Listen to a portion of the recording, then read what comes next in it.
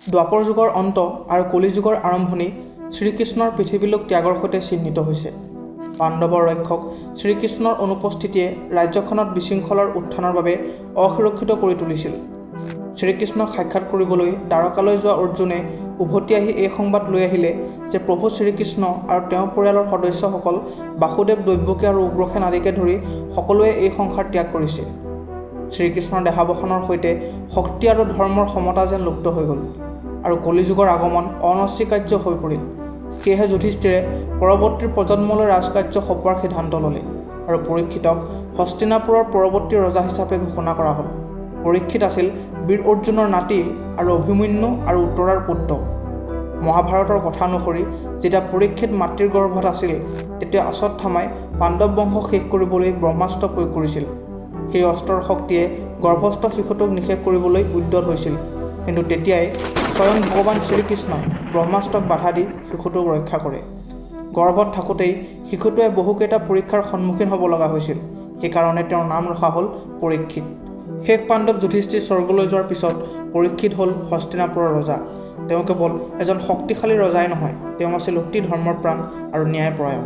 তেওঁৰ ৰাজত্বকালত চোৰ ডকাইত কমিছিল, অন্যায় দণ্ডিত হৈছিল আৰু ধৰ্মৰ প্ৰতিপত্তি আছিল সৰ্বত্ৰ। কিন্তু সময়ে সকলোৰে জীৱনত পৰীক্ষা লয়।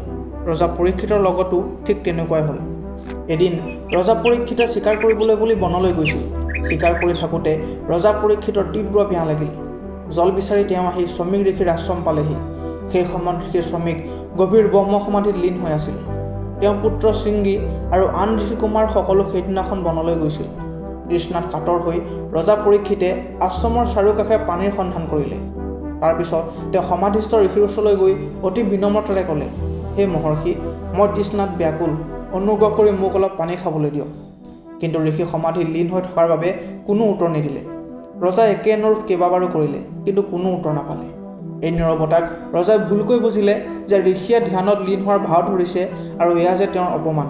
ক্ৰোধৰ বশৱৰ্তী হৈ ৰজাই ওচৰতে পৰি থকা এডাল মৰা সাপ ঋষিৰ ডিঙিত ওলমাই দিলে আৰু খঙেৰে শ্ৰমিক ঋষিৰ আশ্ৰমৰ পৰা গুচি গ'ল।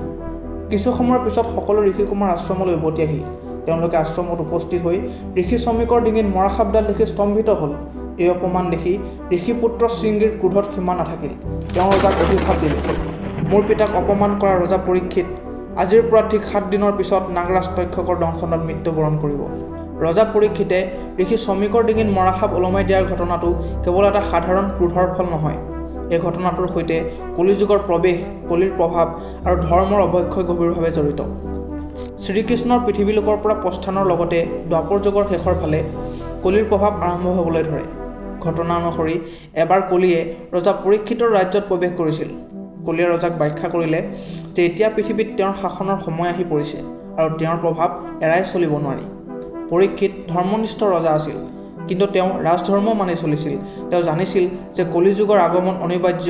সেয়েহে পৰীক্ষিতে কলিক 4টা ঠাইলৈ নিৰ্বাসিত কৰিলে: জোৱাখানা, কচাইখানা, মদ্যপানৰ স্থান আৰু বেশ্যা ব্যৱসায় গৃহ। পৰীক্ষিতে বুজিছিল যে এইবোৰ ঠাইতে ধৰ্ম সৰ্বাধিক লংঘিত হয় আৰু কলিৰ প্ৰভাৱ সহজতে বিস্তাৰ লাভ কৰে। কিন্তু পৰীক্ষিতৰ শাসনকালত এইবোৰ অধৰ্মমূলক স্থান প্ৰায় নাছিলেই। ৰাজ্যখন ধৰ্ম, ন্যায় আৰু শৃংখলতাৰে পৰিপূৰ্ণ আছিল।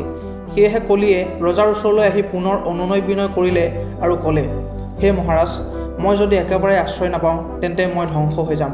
মোক অন্ততঃ এটা স্থান দিয়ক য'ত মই বাস কৰিব পাৰোঁ। কলিক সম্পূৰ্ণৰূপে নিষেধ কৰাটো সময়ৰ নিয়মৰ বিৰুদ্ধে আছিল। এই চিন্তাৰে ৰজাই কলিক ক'লে, তুমি সোণত বাস কৰিব পাৰিবা। এই কথাটোৰ গভীৰ অৰ্থ আছিল, সোণ কেৱল ধন সম্পদৰ প্ৰতীক নহয়, ই লোভ, অহংকাৰ আৰু আসক্তিৰো প্ৰতীক। ৰজাৰ মুখেৰে এই বাণীৰ শুনা লগে লগে পৰীক্ষিতৰ মূৰৰ মুকুট, যি সোণেৰে নিৰ্মিত আছিল, তাত কলিৰ বাসস্থান হৈ উঠিল। কলিয়ে সেই মুকুটত বাস কৰি লাহে লাহে ৰজাৰ মনত সূক্ষ্মভাৱে প্ৰভাৱ পেলাবলৈ ধৰিলে।